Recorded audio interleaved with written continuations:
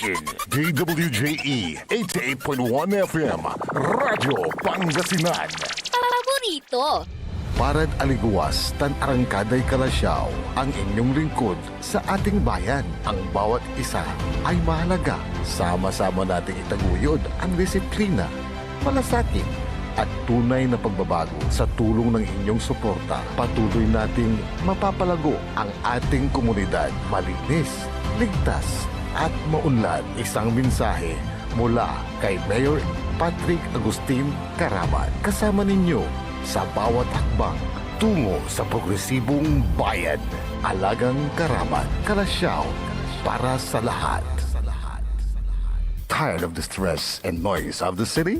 And looking for the perfect getaway? Good thing there's JMax Resort Hotel. Cozy rooms, a refreshing pool, and a peaceful escape for the whole family. Whether you are on a trip, a barkada outing, or even solo retreat, JMax Resort Hotel is the perfect destination. So pack your bags, leave the stress behind, and discover the place where relaxation meets comfort. JMax Resort Hotel, your perfect place for any kind of occasions. JMax Resort Hotel is located at Villanueva Street, Poblacion Norte, Santa Barbara, Pangasinan. For inquiries, you may call at 0947-980-3263 or 075-636-8479. JMax Resort Hotel.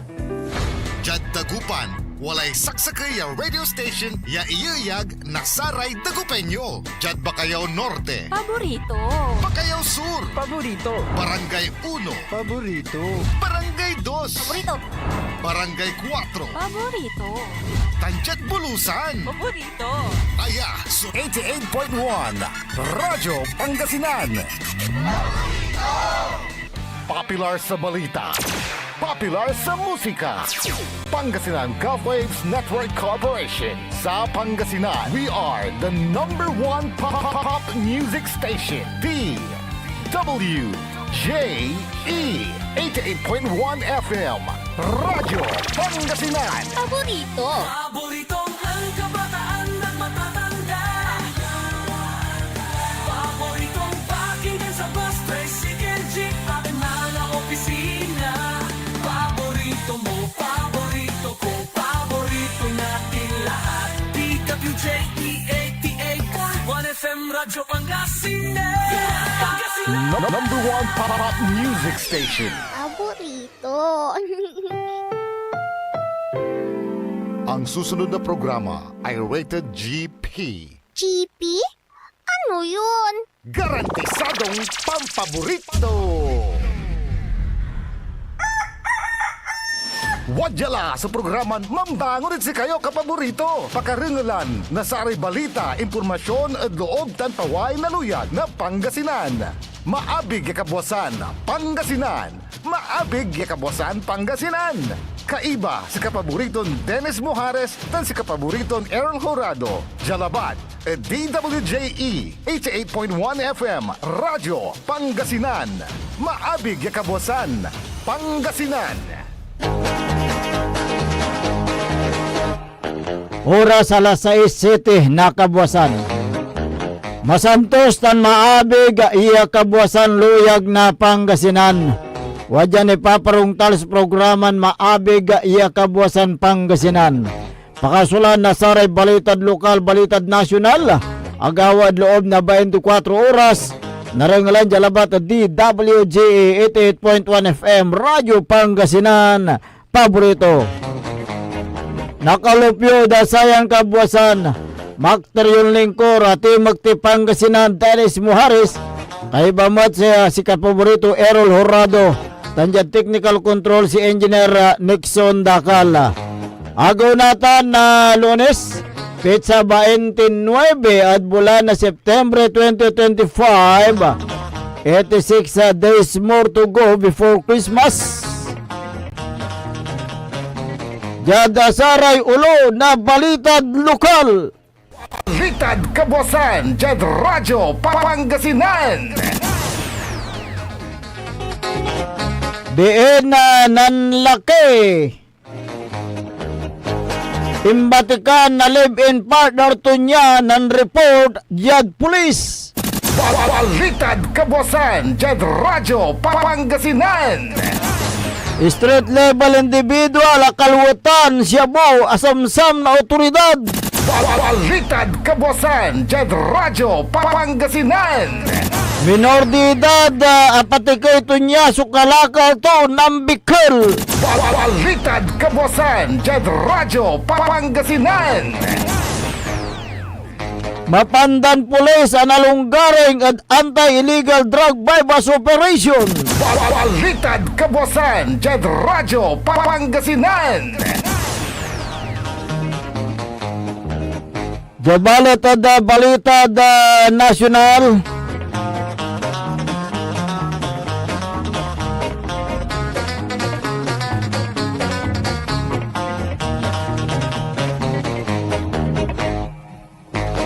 Raketa de Brace na China, 5 tao, Jeddah, Palawan. Balitad Kabuasan, Jed Radyo, Pangasinan. 13 milyon estudyante apektado ada bagyon umpong sa eskwelahan asalinap na danom. Balitad Kabuasan, Jed Radyo, Pangasinan. Halos amen ya senador at 19th Congress walay insingit ya budget unong at kinan lakson. Balitad Kabuasan, Jed Radyo, Pangasinan. Kasabwat ng Duterte at war on drugs sa itumbok kay imbestigahan na ICC palapag ng dilima. Balitad Kabuasan, Jed Radyo, Pangasinan.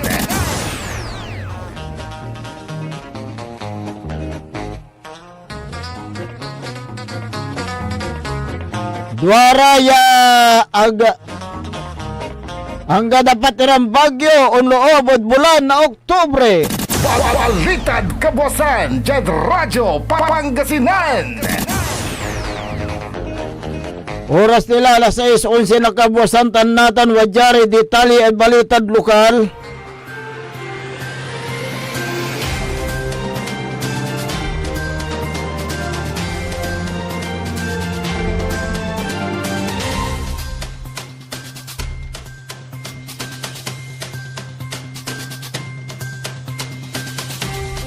Naplagad 5 na sa otoridad so 32 anyos siya lakiya. Kaya rin niya watso siya buo at ahente na pediya. Yan ang panggap ya po surveyor. Sa may suspect so kinabat gingaranto na Christian Aranda.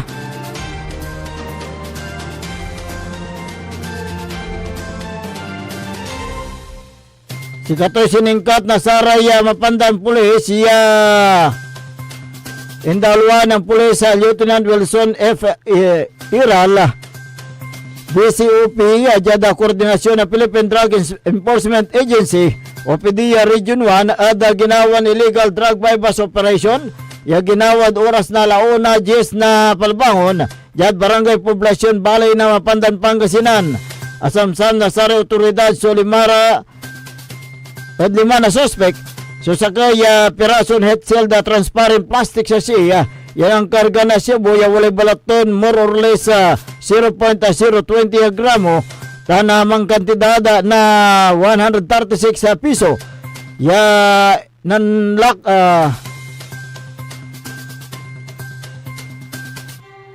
nan kinapkapan sa bitlan na suspect. Asamsam sa 5 na pirason het selda transparent plastic sa siya.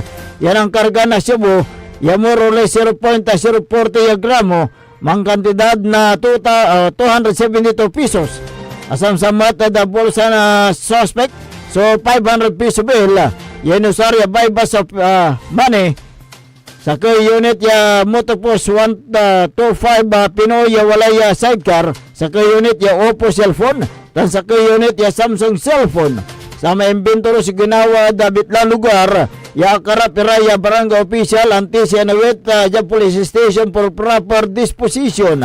Kaso ninsunggay na Republic Act 9165 Dangerous Drug Act of 2002.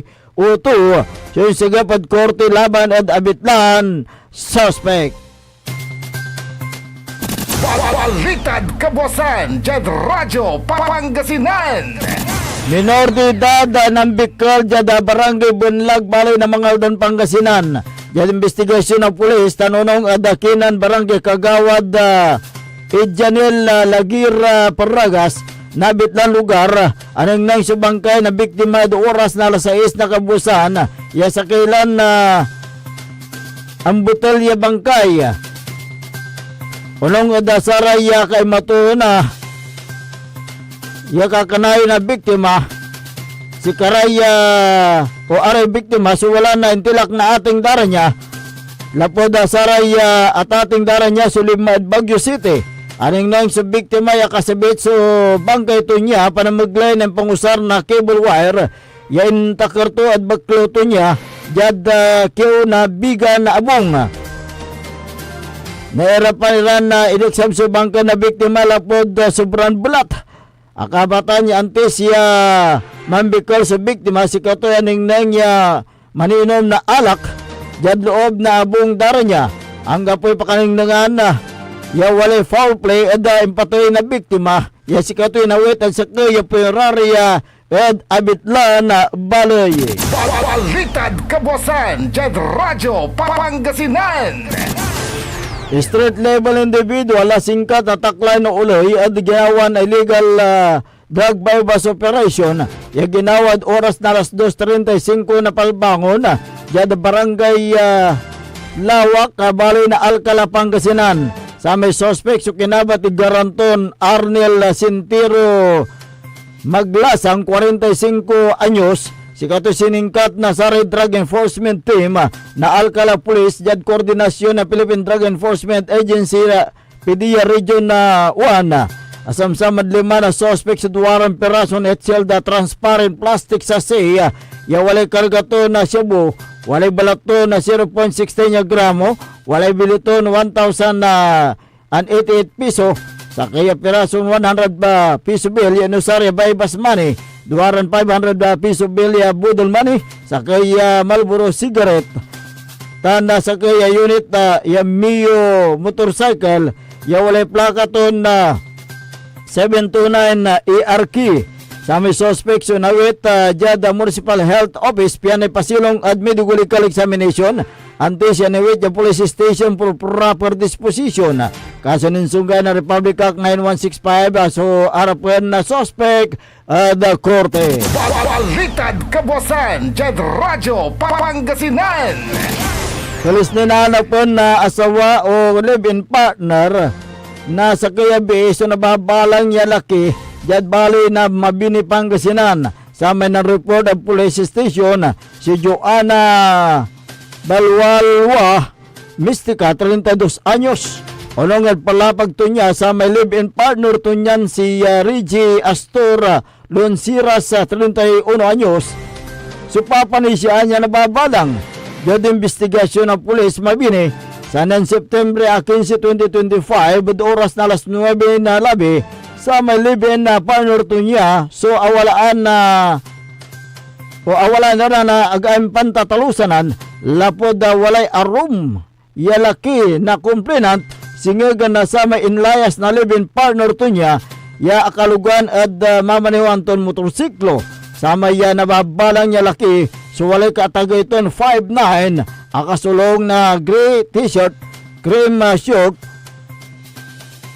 Tanonong palapag na complainant no si paman si makakaimaton at sa ragdaya iduplog at Mabini Police Station.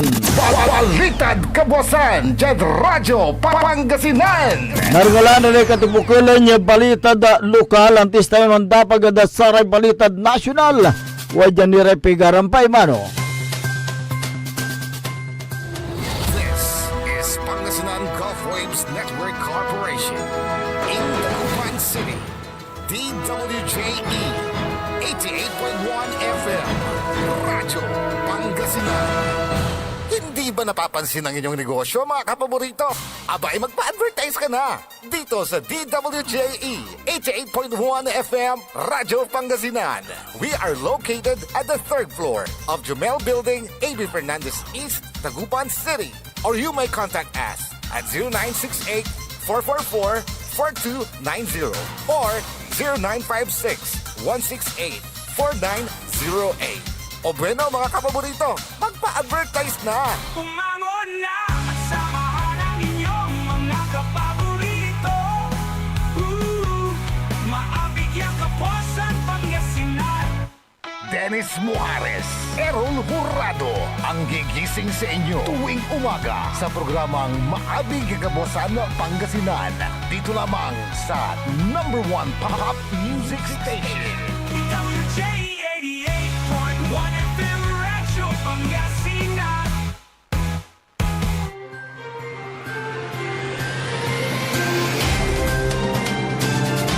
Oras po natin alas 6:19 na po ng umaga. 6:19.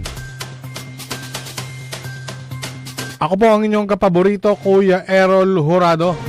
At narito na po ang detalye ng ating mga pambungad. Almusal Balitang Nasyonal ngayong araw ng Monday. Radyo Pangasinan, Almusal, Balita. Kinumpirma ng Philippine Coast Guard o PCG na isang mangingisda sa Palawan ang nakadiskubre ng debris na hinihinalang bahagi ng isang rocket na inilunsad ng China kamakailan. Sinabi ng PCG na ang debris ay natagpuan sa katubigang malapit sa Barangay Funda sa Bisukay Island. Ayon sa PCG na September 16, 2025, nang magsagawa ng rocket launch ang China na kinasasangkutan ng isang Long March 2C rocket na may Yuanzheng 1S upper stage bilang bahagi na patuloy na pagsusumikap ng China Space Exploration, kabilang na ang satellite deployment at technological advancements. Kagad namang ipinagbigay alam ng punong barangay sa Coast Guard sa Eastern Palawan ang pagkakadiskubre sa hinihinalang rocket debris.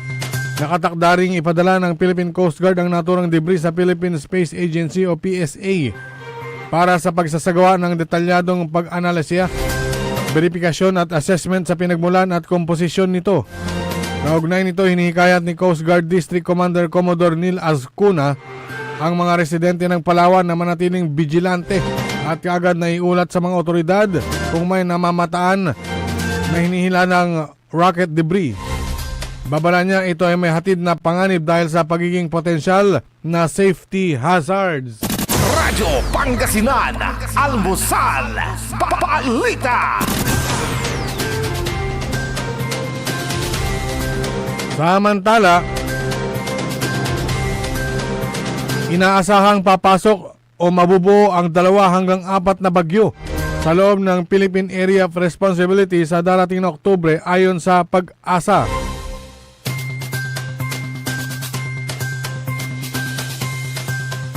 Ayon kay Weather Specialist Obet Badrina sa isang public weather forecast, aniya inaasahan ang 2 o 4 ang mabubuong tropical cyclones sa Philippine Area of Responsibility. Nabatid na nasa 15 bagyo ang bumayo sa bansa ngayong taon at pagtatapos ng taon ay posible pa ang 5 hanggang 9 na bagyo na papasok sa PAR. Radyo Pangasinan, Almusal, Balita.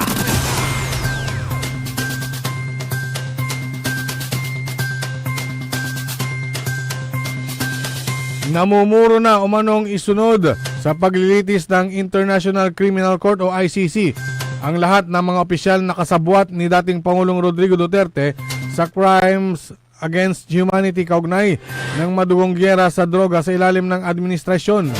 Ito ang inihayag ni House Deputy Minority Leader at Mamamayang Liberal o ML Party List Laila De Lima matapos sampahan ng kasos ng Office of the Prosecutor o UTP ng ICC si Digong sa kasong Crime Against Humanity of Murder.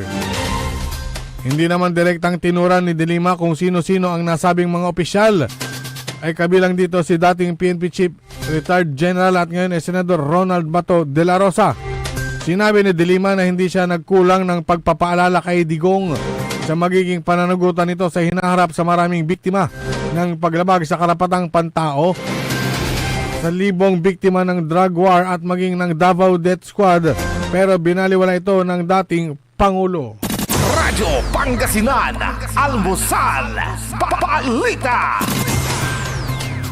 Sa iba pang mga balitang nasyonal,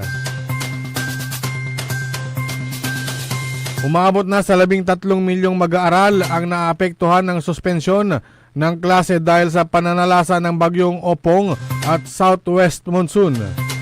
Sa ulat ng Disaster Risk Reduction and Management Service ng DepEd na itala ang naturang datos hanggang nitong September 27. Mayroon ring naapektuhan na 569,251 teaching at non-teaching personnel mula sa 23,796 public schools sa 120 division sa 13 rehiyon sa bansa. Samantala, aabot naman sa 1,370 na classrooms sa buong bansa ang napinsala ng bagyo. Sa kasalukuyan ay nasa 121 na paaralan ang nagsisilbi bilang evacuation centers. Naitala umano ang pinakamataas na bilang ng mga paaralang ginagamit bilang evacuation centers sa Calabarzon o Cavite, Laguna, Batangas, Rizal at Quezon, nasa 72. Sinundan ito ng Eastern Visayas na nasasakupan ng Leyte, Southern Leyte, Samar, Eastern Samar, Northern Samar at Biliran na may 35 naman. Ayon sa DepEd, bagamat nakalabas na ang bagyo sa Philippine Area of Responsibility, Kamakalua, nagsasagawa pa rin sila ng lateral at vertical coordinational sa local government units para sa mas mabilis na damage assessments, pagpapatupad ng response protocols at paghahanda para sa pagbabalik ng klase. Radyo Pangasinan, Almusal, Balita. At sa pinakahuling balitang nasyonal, nasilip ni Senator Panfilo Ping Lacson ang mga dokumento na halos lahat ng senador ng 19th Congress ang nagsingit ng daang bilyong piso sa 2025 national budget. Sinabi ni Lacson na nakita niya ang listahan ng mga senador na napakalalaking insertions na maituturing na unprecedented at mabuti na lamang anya ay naka for later release o FLR ito, hindi pa nailalabas ang pondo. Bagamat wala namang partikular na tinukoy na pangalan si Lacson ng senador, kagad niyang iniulat kay Senate President Tito Soto ang natuklasang mga listahan at patuloy pa rin niya itong pinag-aaralan. Naniniwala naman si Lacson na divine intervention ang pagkakasunod-sunod ng bagyong Krising, Dante at Emong para matuklasan ang mga anomalya sa flood control projects na nagbunsod na rin kay Pangulong Ferdinand Marcos Jr. para paimbestigahan ito at ibulgar noong kanyang Senate o State of the Nation Address o SONA. Nagkataon na rin anya na nagsasagawa na rin sila ng kanyang mga tauhan tungkol sa anomalya sa flood control projects. Hindi na rin anya sana nangyari ang mga ganitong anomalya kung mismong ang mga mambabatas ay nag-self-restraint o nabawasan ng kanilang greed dahil tila nawili ito o nawili na rin umano sila. Radyo Pangasinan, Almusal, Balita.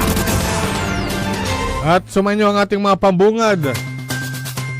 Almusal Balita ngayong araw ng Monday. Oras po natin alas 6:28 ng umaga. Radyo Pangasinan, Almusal, Balita. Ang puta-putang Iran Balita. Kayo po na nakaupo, subukan nyo namang tumayo. At baka mamyaw-meow-meow, meow-meow-meow, mamyaw-meow-meow. Ang puta-putang Iran Sunata. Son, ang puta-putang Iran impormasyon. Aya, so #1 pop music station. DWJE 88.1 FM. Radyo Pangasinan. Paborito. Protection. Yakult! With 8 billion live LCS Yakult! that may reach the intestines alive. Yakult! Helps improve digestion and boost immunity. Yakult! With proper diet and exercise. Yakult! Kaya panalo ka dyan! Para panalo ka dyan, Yakult everyday okay. We want you well, cause we care. Here at WellCare, Diagnostic Center.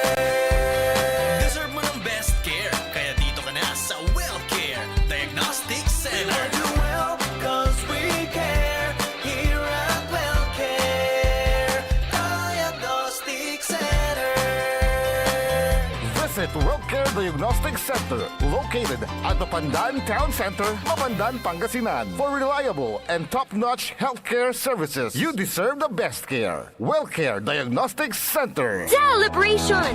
Staycation with family or an intimate moment with your special one. Merong perfect na venue yan sa Mapandan.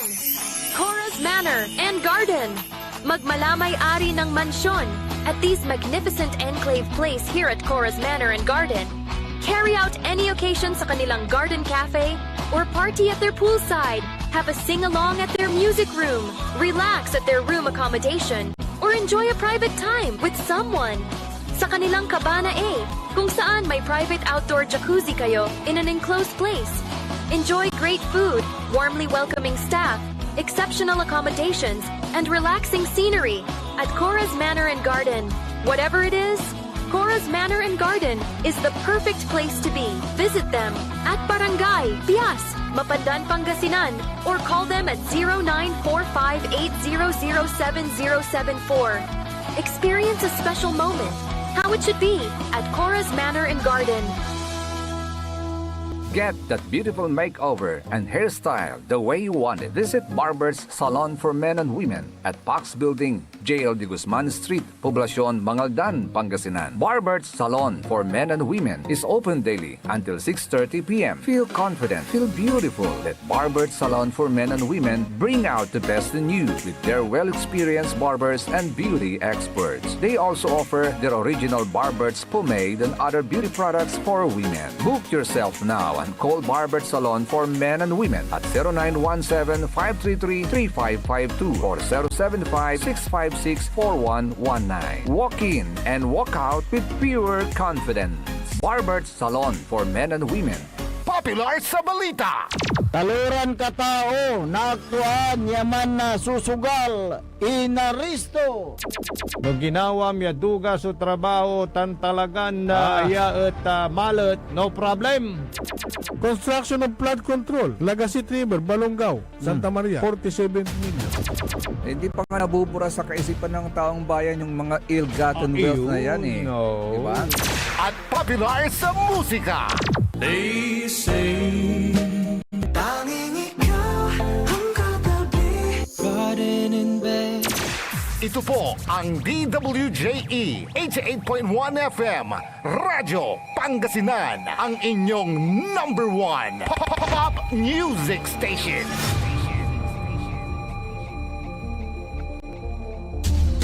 Diyan Pangasinan, walay saksa kaya radio station ya iiyag na saray Pangasinense. Diyan Aguilar, Paborito! Basista, Binmale, Paborito. Bugalion, Paborito. Labrador, Paborito. Lingayen, Paborito. mga taram, Paborito. Tadyan Urbis Tondo. Paborito! Aya, so 88.1 Radyo Pangasinan. Paborito ng kabataan at matatanda. Paboritong pakinggan sa bus, tricycle, jeep at mga opisina. Paborito mo, paborito ko, paborito nating lahat. DWJE 88.1 FM Radyo Pangasinan. DWJE 88.1 FM Radyo Pangasinan.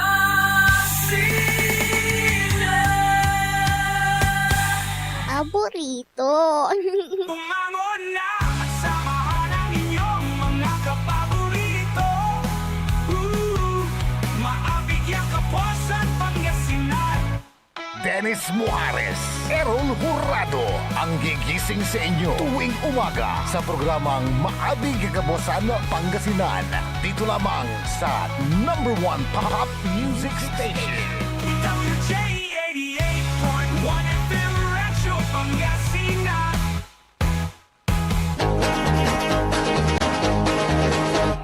Oras alas 6:33 ng umaga. Sa pagpapatuloy po ng ating palatuntunan, Maabig ya Kabuosan Pangasinan, Siyempre, ang inyo pong makakasama sa umagang ito. Good morning, Pangasinan, maabig ya kabuasan. Ako po ang inyong kapaborito, Kuya Errol Jurado. Makterion Lingkor, Ate Magti Pangasinan, Dennis Muharis. Kasama din natin dyan sa may technical control ang nag-iisang pogi sa puso ng kanyang misis, Engineer Nixon Dakal. Araw po ngayon ng Lunes sa Pizza 29 sa buwan ng September 2025. Samahan nyo kami sa pagtalakay sa mga mainit na issue sa umagang ito.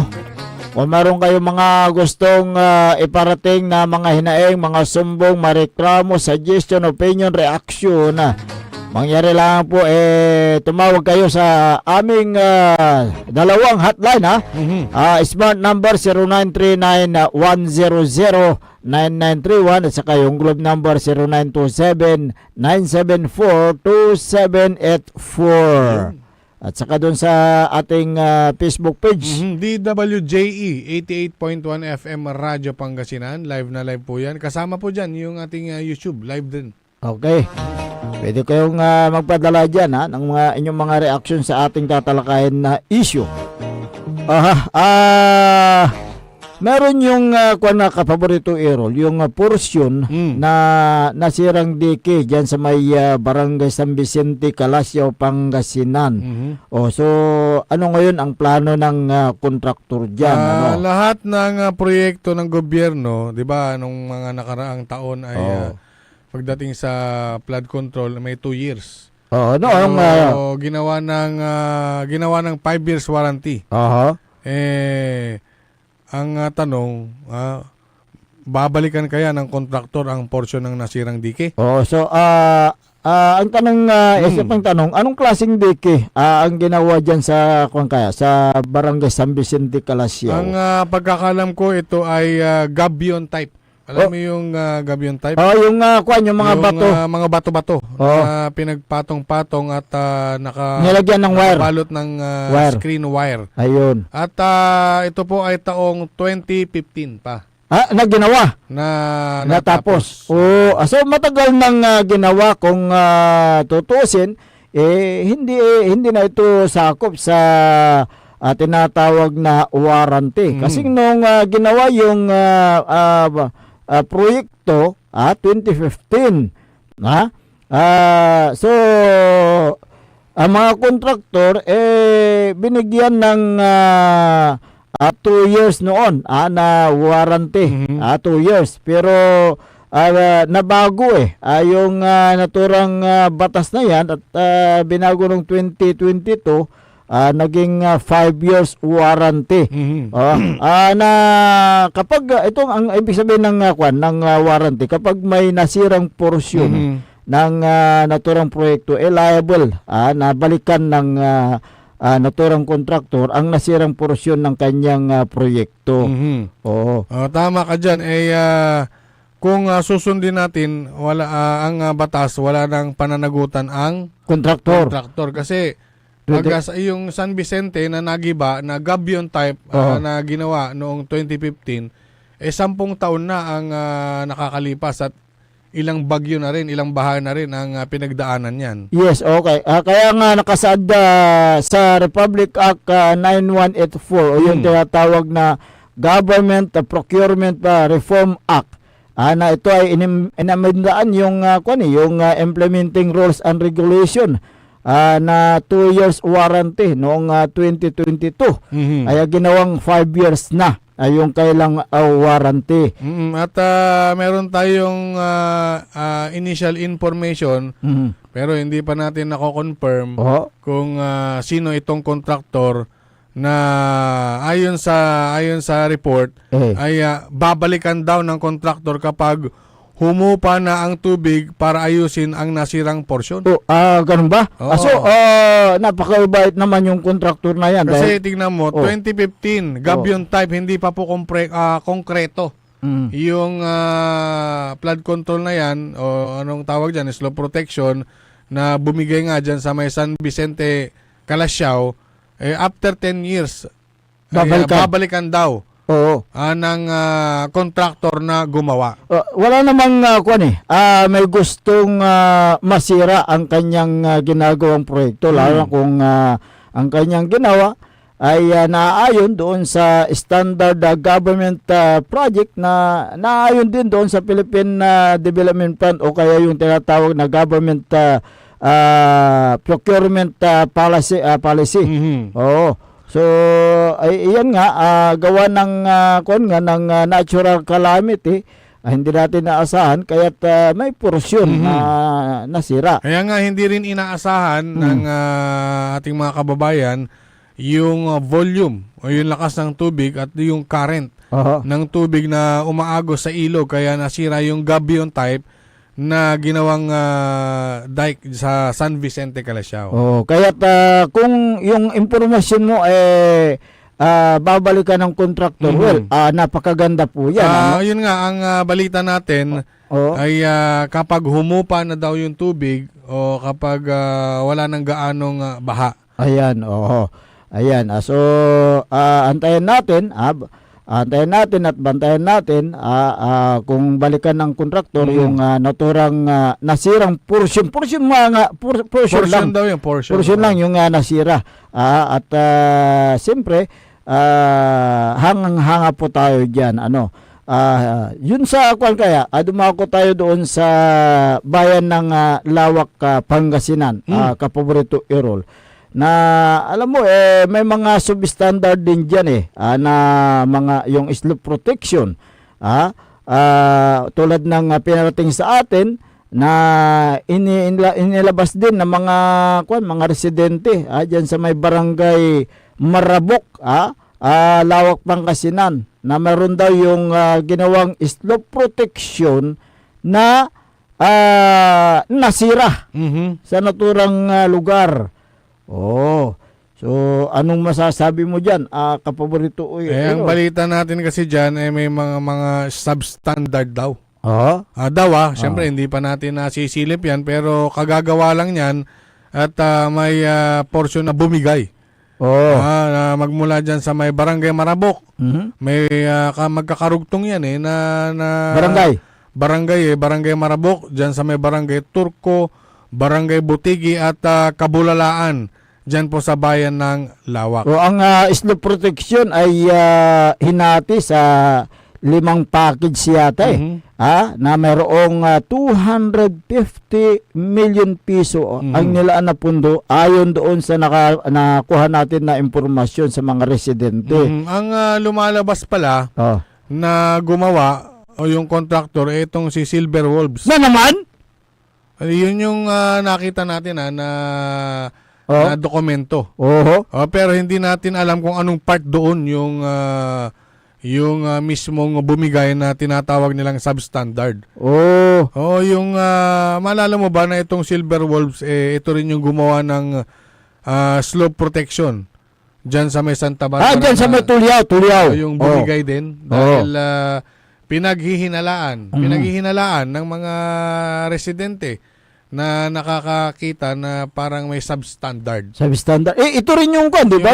Siya rin yung nabisita. Doon sa La Union? Sa La Union. Yung mga opisyalis ng ICI. So, kung may mga ganitong substandard na ginawa ng naturang kontraktor, dapat i-blacklist na. Blacklist na nila yan. Kung mapatunayan nila. Kung siyempre mapatunayan. yung ICI ang antayin natin dyan. Yung Independent Commission for Infrastructure. Ang problema nabawasan na sila ng isang pangil. Pero may pumalit yata may yung dating nasa Supreme Court. Hindi, pumalit yun. Hindi, bago umalis si Mayor Magalong, meron na siya. Meron na siya. Oo, bagong salta. Kasi hindi naman pwedeng magiging kinatawan ng ICIC Mayor Magalong dahil mayor siya ng Baguio City at this pero conflict of interest yan. Hindi rin. Kasi bago pa man siya ilagay diyan, mayor na siya . So, yung pagiging conflict of interest ay wala rin. Bakit Kasi Siyempre, ano lang siya, advisor lang naman siya eh. Ay, advisor lang. Advisor lang. Pero parehas na gobyerno eh. Oo, pero wala naman siyang sweldo sa ICI. Oo, Etong mas matindi dyan. Oh. May mas malalim pa palang dahilan. Kaya Kaya umalis. umalis. Oo. Hindi niya masikmura siguro yung mga subistante. Hindi ko alam. Hindi niya siguro baka hindi niya masikmura yung nangyayaring investigasyon din. pwede rin. O kaya, hindi natin masabi kung ano hindi rin kasi nagsalita si Mayor Magalong. Alam mo itong balikan natin itong gumawa allegedly dyan sa may barangay Marabuk, Teka, Lawa. ano yan? Ayon sa mga residente, last year daw ginawa at natapos ang nasabing proyekto. Lumalabas na itong Silver Wolves Construction Corporation na itong naturang kontraktor na ito. Ang tumato yung general manager nila itong si Moises Tabukol ng Abra. Abra? Oo, yun ang nasa dokumento eh. Oo. So yung yan, ginawa dyan, yan, yung nasa video. Ayan, oo. Yung portion na yan,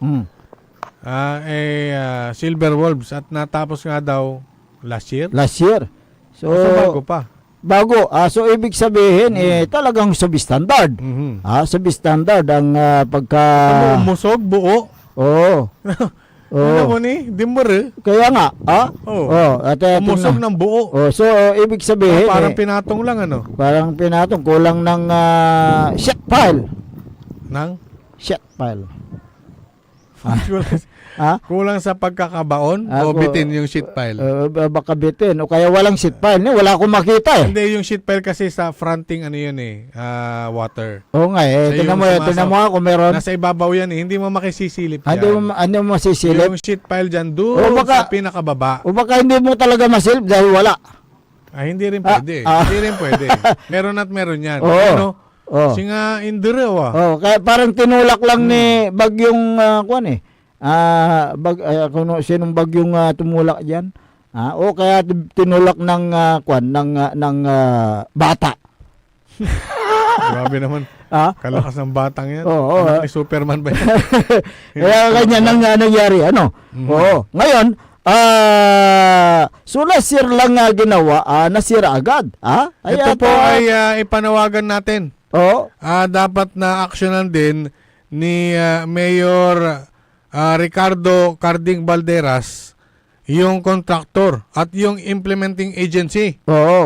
Dapat itawag imano itawag imano tayo kinan Mayor itawag imano tumat at sa may nang gawa tan amay DPWH. Atan at region or district. Kaya ang problema kasi diyan hindi kasi kumakatok itong mga ilang contractor sa local government unit Kaya lalo na, yan, yung sa Lawak, siyempre, hindi natin alam kung sino talaga yung implementing agency yan. Kung DPWH ang implementing agency. DPWH pero kung region ba? O district. Kasi ang Lawak, nasasakupan niya ng 3rd Engineering District. Ano ba sabi ng district engineer dyan sa may interview niya? Na walang substandard. Di ba sabi diba? Nakaharap sa camera at baka naman yung mga ginawa ng 3rd Engineering District ang sinasabi niya. Baka yun. Tulad ng naman yung nakaupong gobernador, walang substandard. Di ba pumasyal pa nga? Pumasyal. Yung official ng probinsya at may dalang martilyo. Pinupukpok pa niya. Pinupukpok yung kahit ano semento naman, kahit substandard ang semento, pag pinukpok mo, matigas talaga yan. Ang dala niya, martilyo lang, hindi maso Dapat masuhin niya. Di ba? Pero useless na yung pukpok.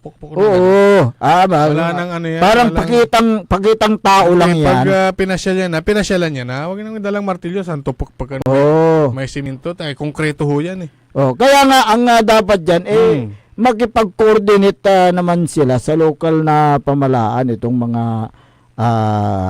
kontraktor para pag ang kagandahan diyan kapag nakikipag-coordinate sila sa LGU at kunin ang suggestion baka sabihin pa ng mayor na hindi po natin ay pwedeng ilagay dyan dahil dito po ang mas maganda. Basta maituturo ng mayor kasi kung ano ang dapat unahin. Dapat, kasi At saka yung plano ay dapat sundin. naayon doon sa Naayon doon sa nakikita ng mayor kung papaano dadaloy ng maayos yung tubig baha. O kaya yung nga malaking tubig o kung saan banda yung dapat lagyan dahil pag inuna yung kabila, baka bumaha doon sa kabila. Parang gano'n. Kasi ang sabi ng kon naman ng engineering district, sabi nila sila yung yung mag-identify kung alin ang ang gagawin at isasubmit doon sa Regional Development Council. Tapos ibibigay nila sa national para mapunduhan yan. Pero ang sa atin lang dito, kailangan pa rin isang guni sa LGU. Para alam ng mga opisyales na may gagawing proyekto sa isang bayan. Pero ngayon, parang yung mga kontraktor nagmamano na sila sa mayor. Kasi may issue. May issue. May issue. At saka isa pa dyan, meron ng advice mula sa taas yata na dapat na kumuha ng mayor's permit itong mga kontraktor. Mag-secure ng mga papeles din papeles sa LGU. Pwede. So, napakaganda kung ganyan ang mangyayari. May proper coordination between the implementing agency, contractor to the local government units. Ang mga kontratista, mga kontraktor, kailangan talagang kumuha ng mga kaukulang dokumento rin. Mayor's permit mula sa mayor para alam ng LGU na merong gagawin na project, lalo na flood control. Ang pinag-uusapan. At nasasakupan ng kanyang bayan. So dapat lang na ganyan ang mangyayari. So wala nang control ang dyan. May hawak ng distrito. Ang control. Siyempre ang mayor, hindi ka dumaan sa kanya, hindi ka nag-secure ng mga papilis, mayor's permit. Oops! May karapatan ng mayor. Ihinto mo yan. May karapatan ng mayor na questionin. Hinto muna yan. Mag-secure ko muna ng questionin muna. Permit. Katulad nung dyan sa may Kalasyaw. May bagong ginagawang flood control dyan. Doon sa may tulay. Yun sa may patawid doon sa pag galing ka ng bayan, papunta ka ng, galing ka ng bayan. Papunta ka ng Mangkop, yun yung tulay doon. Doon sa may public market. Ano ba yun? Ano bang tawag sa tulay na yun? Marusay? Hindi. May tawag doon. Yung bridge na yun? May tawag, hindi Marusay Bridge yata yun. Correct.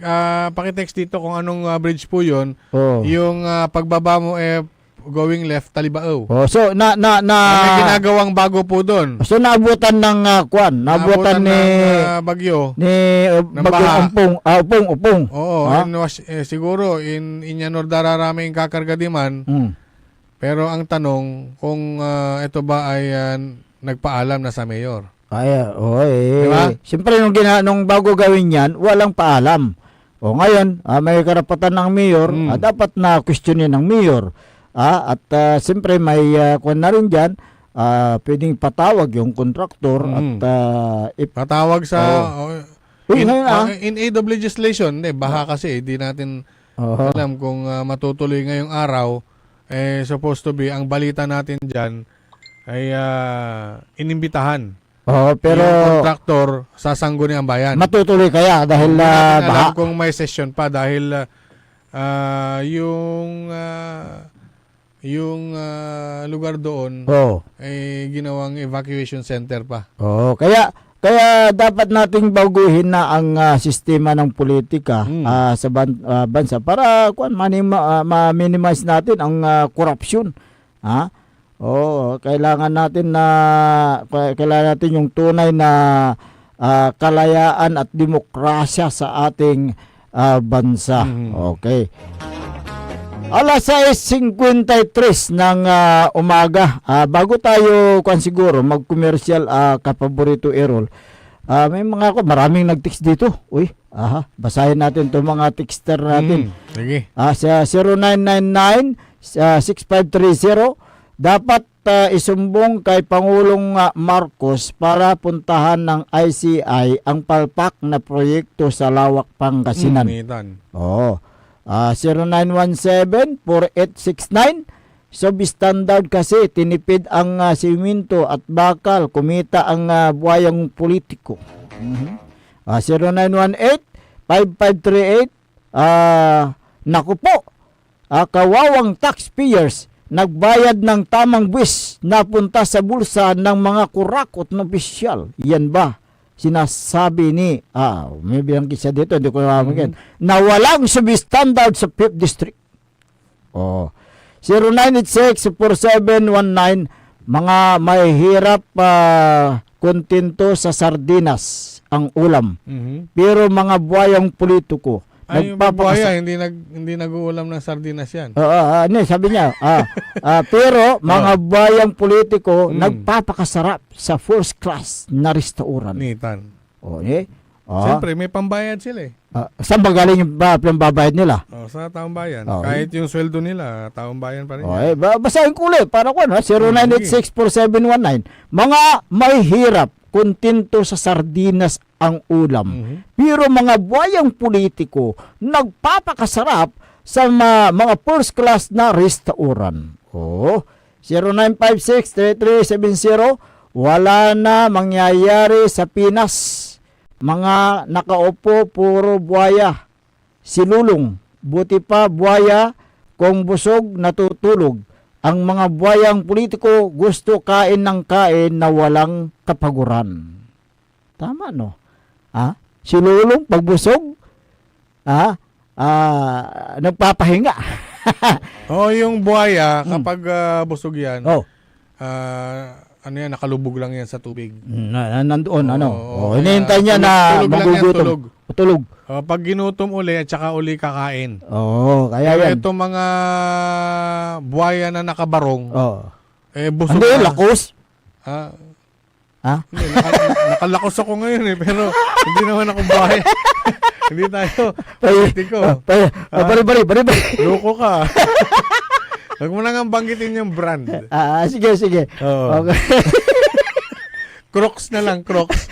Alam mo yung Crocs? Napansin ko Yung Crocs naman, chinelas naman yun. Mga slides. Buhaya rin yun. Crocs in crocodile. Meron din ako noon. Ayan. 0981-4728. Nakapikit yata mata ni may initial na ba sinabi? Kaya hindi nakikita ang substandard sa 5th District.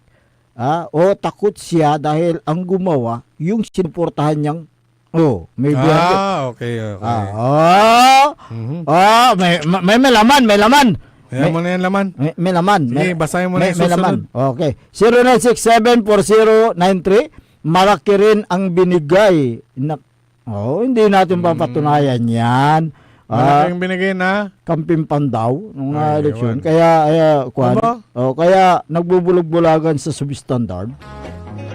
Hindi natin mapatunayan. Engineer, paki-flash nga uli yung video. Yung sa lawak. Kasi pag titignan mo talagang substandard, bakit uusog yung buo?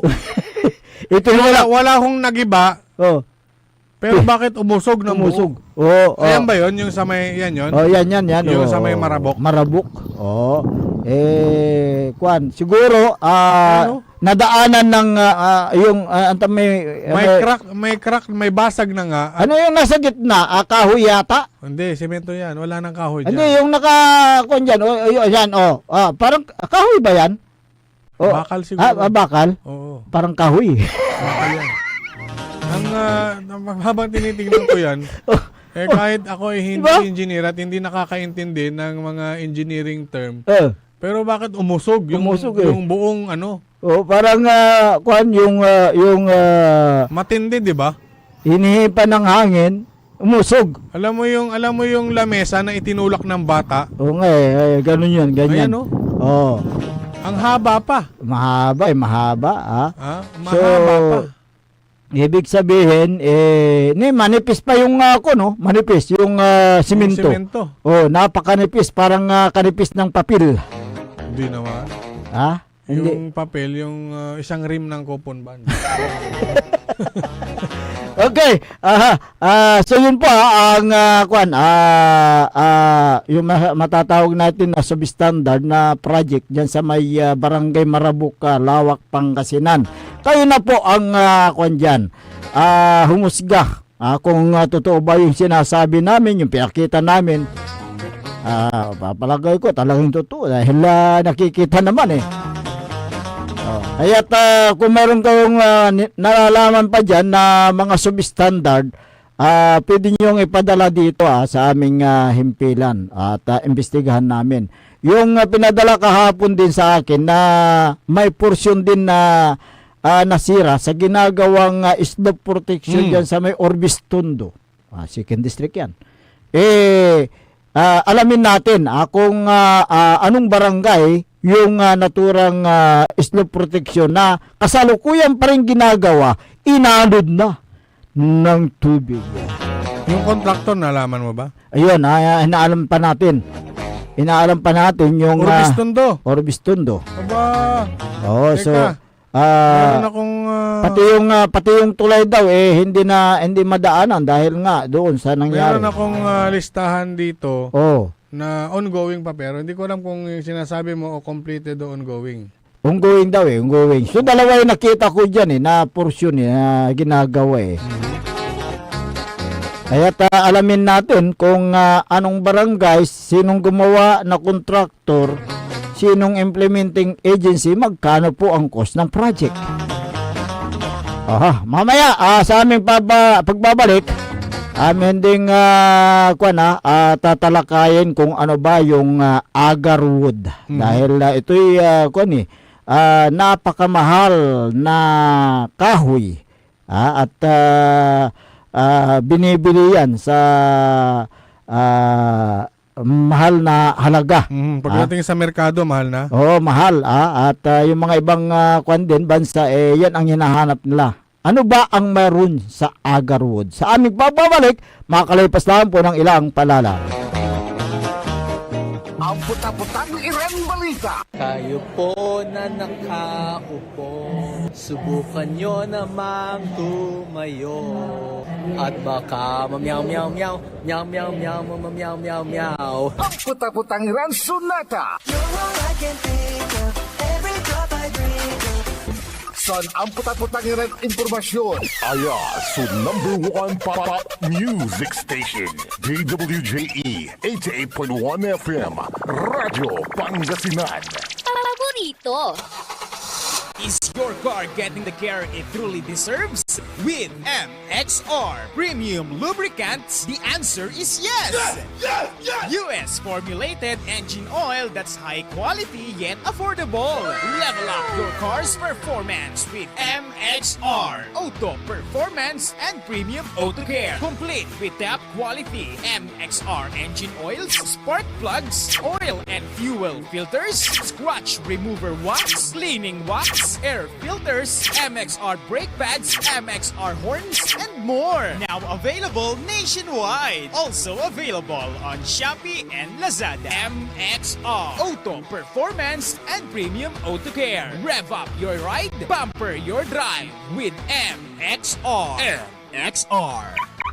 Para aliguas, tan arangkaday kalasyaw, ang inyong lingkod sa ating bayan. Ang bawat isa ay mahalaga. Sama-sama nating itaguyod ang disiplina, malasakit, at tunay na pagbabago. Sa tulong ng inyong suporta, patuloy nating mapapalago ang ating komunidad. Malinis, ligtas, at maunlad. Isang mensahe mula kay Mayor Patrick Agustin Caraman. Kasama ninyo sa bawat hakbang tungo sa progresibong bayan. Alagang Caraman, Kalasyaw, para sa lahat.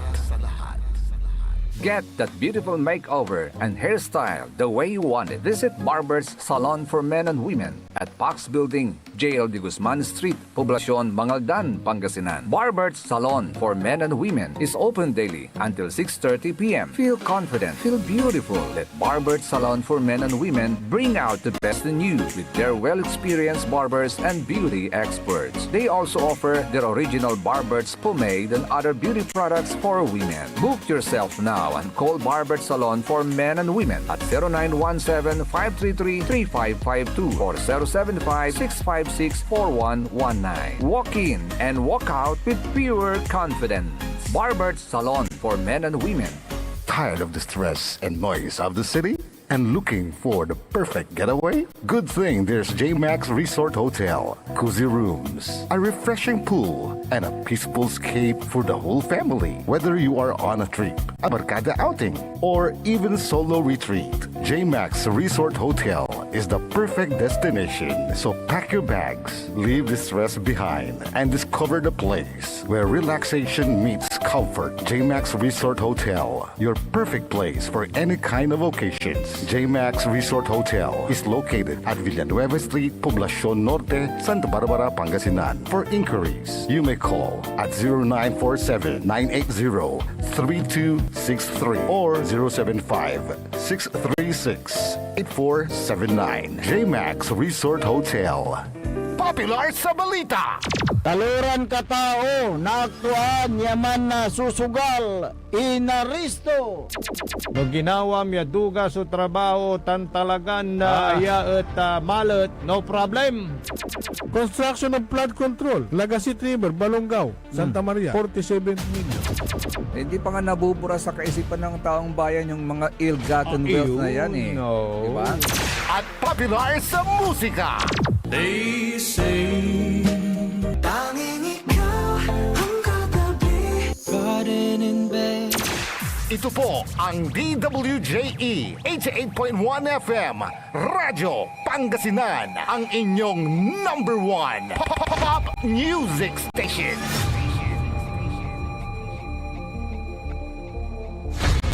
Dagupan, walay saksakay ang radio station ya iyayag nasaray dagupenyo. Jad bunuan binlog, Paborito. bunuan bukid, Paborito. bunuan geset, Paborito. kalmay, Paborito. karae, Paborito. tanjad karanglaan. Paborito. Aya, so 88.1 Radyo Pangasinan. Popular sa balita, popular sa musika. Pangasinan Golfwaves Network Corporation. Sa Pangasinan, we are the number one pop music station. DWJE 88.1 FM Radyo Pangasinan. Paborito. Paboritong ang kabataan at matatanda. Paboritong pakinggan sa bus, tricycle, jeep, at mga opisina.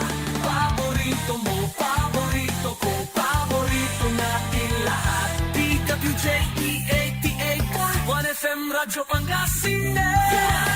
Number one pop music station. Paborito. Umangon na at samahan ang inyong mga kapaborito. Maabigyan kapuasan Pangasinan. Dennis Muarez, Errol Hurado, ang gigising sa inyo tuwing umaga sa programang Maabig Kakabosan Pangasinan. Dito lamang sa number one pop music station. WJ88.1 FM Radyo Pangasinan.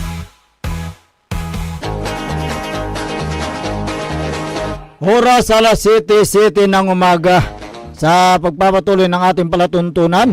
Ang inyo pong nakakasama sa umagang ito, Ako pa rin po ang inyong kapaborito, Kuya Errol Hurado. Macterion Lengkor, Ate Magtipangasinan, Dennis Muhares, at kasama din natin dyan sa may technical control ang nag-iisang pogi sa puso ng kanyang misis, Engineer Nixon Dakal. Dumako tayo sa mga magandang balita din. Good news muna Good tayo. news. Kasi noong nakarang araw, ginanap ang pagtuturo kung papaano itanim ang agarwood. Ang naturang demonstration, yung pagdidemonstra, ay pinangunahan ni Engineer Danny Bertudaso ng DSV Farm na galing pa sa Mindanao. Ang naturang pagtuturo ng proseso kung paano itanim at ilang taon na alagaan ay ginanap sa Barangay Baybay Pulong, Binmalay, Pangasinan, diyan mismo sa may sa compound ni ni Vice Mayor Edgar Maminta. Oo. Masilan ang pagtatanim ng agarwood sapagkat hindi pwedeng itanim kung naaarawan at kinakailangan na hindi mababad sa tubig yung kanyang puno kasi mabubulok yung puno So nito. kapag bagong tanim, Oo. hindi pwedeng madalas ang pagbasa at hindi rin pwedeng nakatirik sa araw. Tama ba? Hindi pwedeng Kaya dapat kapag itanim, may katabing puno na siya puno tulad ng puno ng saging. Yan, magiging malilim. Oo. At dapat daw yung pagtataniman dapat nakaumbok yung lupa. Oo, yan yung puno niya. Alam mo kung pwede rin gawin, alam mo yung mga gulong, Aha. yung mga hindi na ginagamit na gulong ng sasakyan, Aha. pwede mong pagpatungin yung dalawa, lagyan mo ng lupa, doon mo itanim. Correct. Habang pinapalaki pa. So Diba? napakamahal ang agarwood. Kung ito ay bilhin, dahil ang bawat kilo dito aabot sa 100,000 to 500,000 piso. Per kilo yan? Per kilo. Ganun kamahal yan. Ha? Oo, ganun kamahal. Oo. Ano ba ang meron dyan sa agarwood? Bakit pricey? Okay, O sobrang mahal? tuklasin natin kung bakit sobrang mahal at maraming dayuhan na galing sa ibang bansa ang naghahanap ng at bumili ng agarwood. Meron tayong panayam kay Engineer Danny Bertudaso at ng DSV Farming sa Mindanao at ganun din si Vice Mayor Edgar itaktak mo Maminta kung paano siya nakipag-ugnayan kay Engineer Danny Bertudaso. Okay, pakinggan po natin ang ating panayam. Isa sa mahal na kahoy sa mundo na pwedeng mapagkitaan ng mga magsasaka. So, ang isang kahoy, pwede mo siyang ma-harvest na 5 to 8 years. Okay. So, ang isang puno, pwede kang kumita ng 100,000 to 200,000 after sa 6 or 7 years. So hindi ba maproseso ito, engineer? Hindi naman siya kasi madali naman siyang pag-aralan paano siya pagtanim, paano pag-aralan kasi kahoy man to. Pero pwede rin siya na gagawin na talaga para sa So 10 lugar ang pwedeng pagtanaman ito, engineer? Ang agarwood, pwede mong itanim sa halos lahat ng lupa. Maliban lang yung na-stack ang tubig. Hindi siya pwede sa mga sasakan na nag-i-stack ang tubig. Madali siya kasi kahoy lang. Alagaan mo lang ang tubig. Pag lumaki na, tuloy-tuloy na yung So ano pong meron dito sa agarwood, engineer? Ginagamit siya ng incense, pabango, medicine. So, ang requirement sa mundo, masyadong malaki na kailangan mas-supplyan natin. Ang number 1 buyer sa ngayon ay ang Middle East. But ngayon, humahabol ang China na gusto nilang makabili ng maraming agarwood para sa kanilang gamit naman para sa medicine. So may paano ang proseso nito, engineer? Siyempre, ang farmers magpili ng similya, itanim, alagaan, pagdating sa 5 taon o running na taon, nakulit siya para makaproduce ng agarwood inside. Then i-harvest yung chip na nasa loob, na develop, pwede siyang ibenta. Tapos yung nasa labas, pwede siyang i-process. So kayo lang po yung supplier nitong agarwood, engineer? Marami namang nagsusupply pero kaso lang wala silang follow-up, wala silang technical support at saka marketing support. Tayo, pwede kayong umano ng kontrata sa market. So meron ba kayo mga nursery na pwedeng pagbilihan nito, engineer? Meron akong nursery sa marami sa dito sa Pilipinas, kaya depende na yan kung saan. So pwede ako mag-supply dito kung mayroong bibili para sa agarwood. So, paano po ang transportation nito, engineer? Meron bang sapat na mga dokumento from DNR? Dapat lang mayroong kasi bawal yan i-transport na walang dokumento gikan sa DNR. At saka bawal din magtanong, mawala siyang papilis. So, yung ating dadalhin dito, kompleto siya ng papilis, yung ma-deliver na hanggang dito. Para kung sakasali na nagkamali mag-deliver, may namatay, pwede siyang palitan. So, paano po yung buyer? Meron ba siyang sapat din na papilis na ibibigay ninyo, engineer? Bigyan dapat lahat ng buyer na nakabili, kailangan mabigyan ng papilis para ma-restore naman niya doon sa bili. So, i-re-rehistro before na magtatanim or after na? Usually after the harvest. Okay. Kung sakasakaling harvest time na, engineer, kayo po rin ba ang buyer nito? Option. Pwede ako mag-buyer, pwede rin nila ibenta kung mayroon mas mataas. Kasi binigyan natin ng option ang farmer na kumita siya ng maganda. Kung sakasali mayroong buyer na mataas ang presyo, doon natin ibibenta. So, wala, dito sa akin. Okay. So, kailangan na mayroong processing plant dito, engineer? Yun ang target natin. Kung makaabot tayo sa ating requirement na 10,000 puno na natanim, pwede na siya na maggawa ako ng processing plant dito sa inyong lugar. Okay, thank you very much, engineer. Vice, ano pong nasabi nyo dito sa pagbisita ni engineer? Ito yung malaking pasasalamat natin kay Engineer Danny. Nagaling pa sila ng malayong lugar, Region 10. Galing po sila ng napakalayo, kaya salamat din tayo dahil nalaman din natin ang tungkol sa agarwood.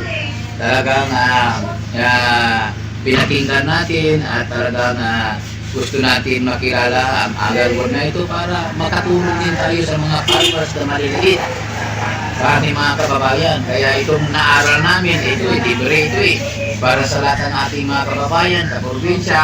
Nilagay ko ito sa Facebook ko para lahat sana ay nakadaluin.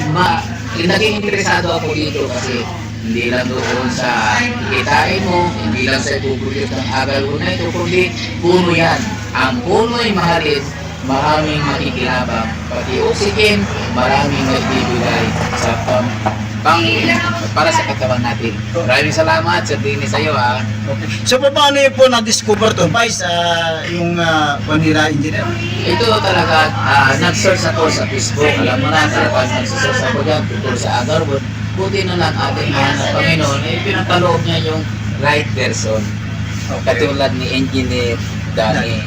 Kasi yung mga iba dyan, nagbibinta, hindi ko naman halos sila sa labi kung sino yan. Nagbibinta-binta para makabinta.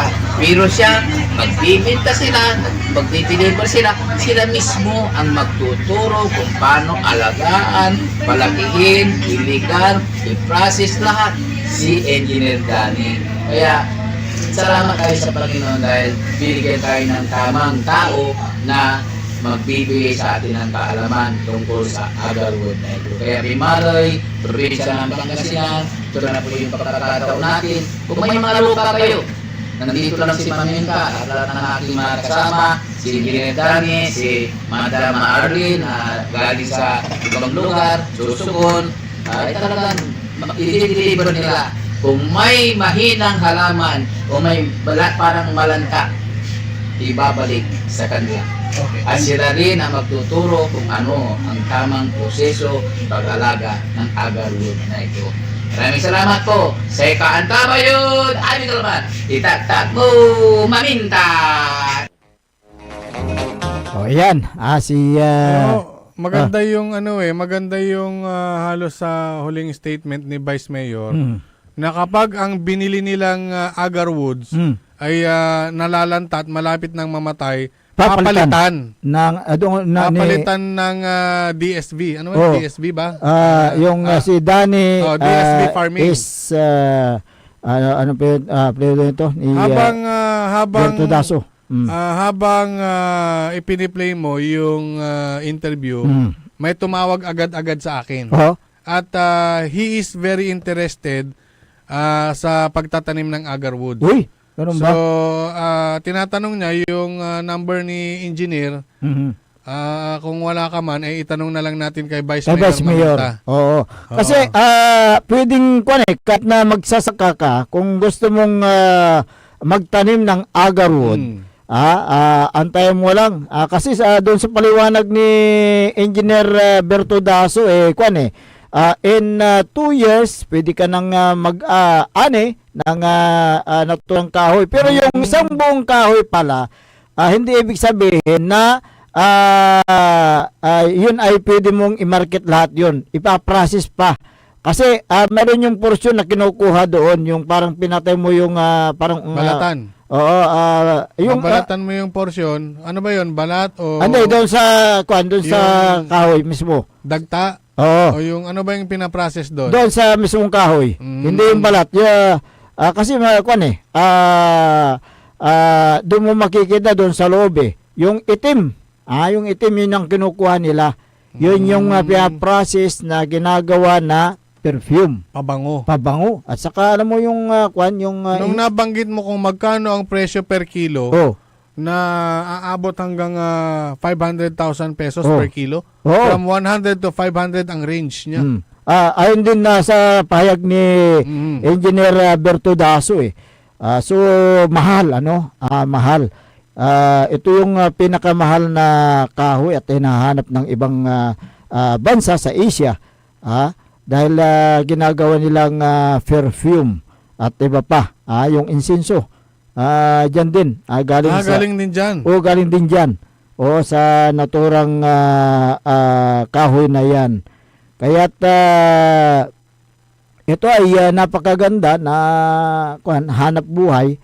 Hayaan natin yung flood control. Sa Pilipinas, ang maraming tanim niyan ay sa bandang Mindanao. Kaya nga, taga Mindanao si Engineer Bertudaso taga Mindanao yan.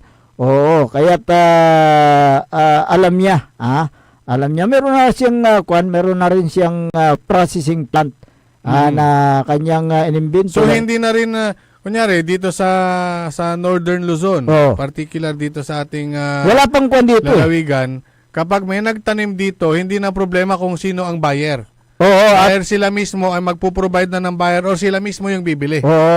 Dalawang yan. Ipoprovide nila yung buyer o kaya sila ang bibili. Kaya't napakaganda. Kung meron kang 10 puno, ay di mapag-aral mo na yung yung mga anak mo, di ba? Hindi lang yan. Magandang business na rin yan. Walang maintenance yan Correct. Palakihin mo lang. Pag lumaki na, makulay tumala. Correct. Diba?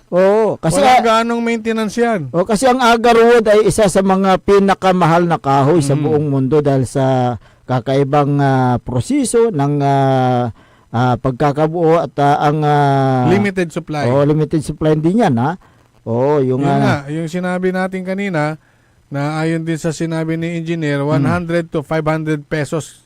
500,000 pesos per kilo. Per kilo. So ganyan kamahal po yung agarwood na yan. Kaya't kung kayo po ay nagpaplano na magtanim, siyempre, nandyan si Vice Mayor Maminta. Ilalapit kayo sa right person. Yung sabi niya, right person, na sila yung magsusupply at meron na siyang complete na dokumento na siya ay ino-authorize ng Department of Environment and Natural Resources. At siya rin ang mag-assist sa'yo sa pagtatanim. Oo, at yung pag-travel naman ng puno ay may mga kaukulang dokumento rin na ipoprovide. Meron. Yung, lahat yan. lahat. Mula pagbili hanggang pag-travel hanggang sa pagtatanim. At isa pa, hindi basta-basta i-travel pala yan. Kinakailangan na nasa malamig siyang lugar. Kaya't yung kailang truck na pinagkargahan ng naturang mga seedlings, kwan yan, naka-open yan, hindi po pinapatay. Alam ko na, alam mo yung lagayan ng mga frozen foods. Parang ganon. Kunyari, lagayan ng yung ice cream. Yun. Di ba? Merong mga naka-aircon yan. Kasi pag na-stress daw, yan. Pero pag freezer ban naman, freezer ban palang tawag doon. Freezer ban, pwede mo namang bawasan yung lamig niya, yung temperatura niya, as long as kaya niya lang bigyan ng tamang temperature yung halaman. Kasi pag na-stress daw yung halaman, malalaglag yung dahon. Pag nalaglag yung dahon, reject na yan. At least papalitan naman nila. Papalitan nila. Yun, So, ayun po yung nangyari na pag didemonstrate ng yung si Engineer Bertodaso na galing po sa Mindanao at pumunta po dito sa bayan ng Bimaloy para ibahagi yung kanyang kaalaman tungkol sa pagtatanim ng agar woods. Okay. Oy, good morning kay Tata Angeles, yung Dunkin Boys. Ay, si Tata. Si Tata. Good morning. Good morning. Angeles pa lang apelido. Angeles ang apelido niya. At ganun din si Jonathan Tandok. Good morning. Dunkin Boys. Didi. Didi. Aliwan Didi. Ay, matay. Bilam na dugang mata. Ano? Didi. Kasi Dunkin Donut. Nandang. Doon sa Didi. Aliwan commercial to na. Atan kasi may kapian darek yan. Aray istoryahe. Okay. Basahin natin itong mga reaction din kay Cesar Medina. Huwag kalimutan ipaalala na ang pagbibinta ng lapnisan o agarwood sa Pilipinas ay illegal. Hindi naman illegal, may papilis . May dokumento nga may dokumento. Illegal pag binili mong walang dokumento. Ganyan. So, yun po yung masasabi namin dyan. May dokumento. Kompleto.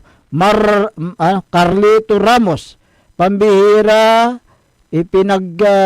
ipinanggatong ko yan noong bata ako sa Nueva Ecija. Naku, sayang. Ang bango kasi, di ko alam, mahal pala. Sabi at least nung pinanggatong mo, nung umusok, mabango. Mabango. Nabunguhan ka. Nausukan ka ng bango. Ayan.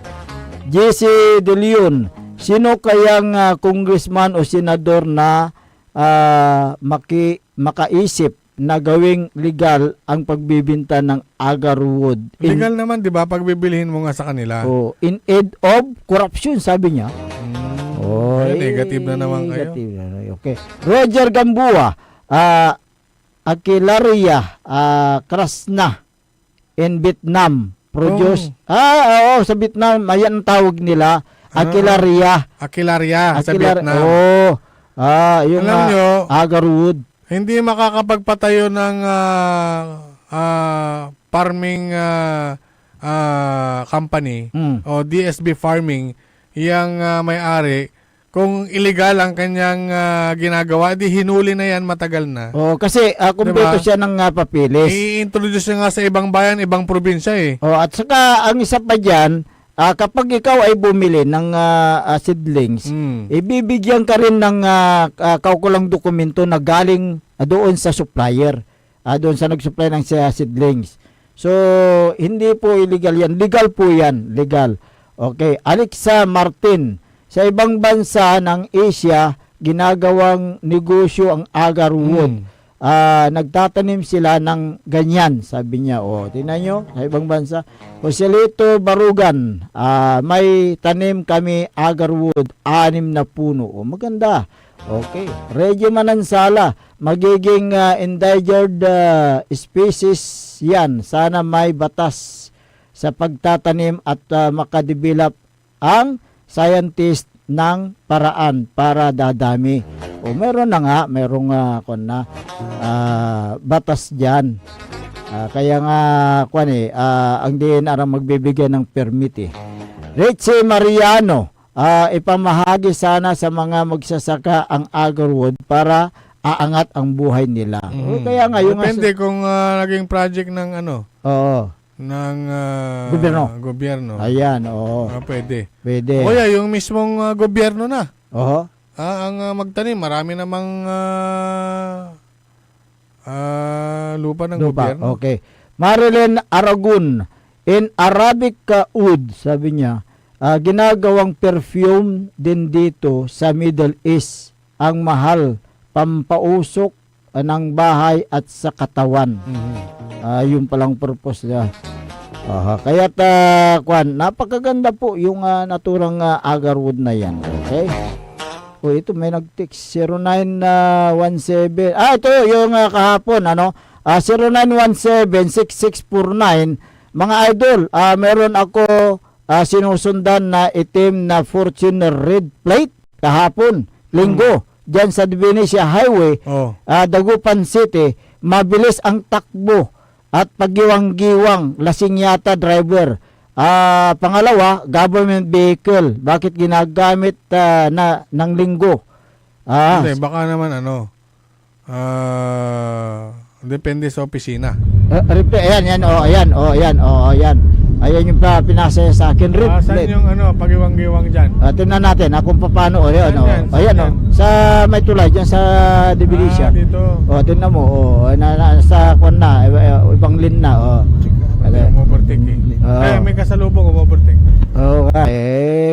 Pagiwang-giwang dyan eh. Ayan. Magmula nung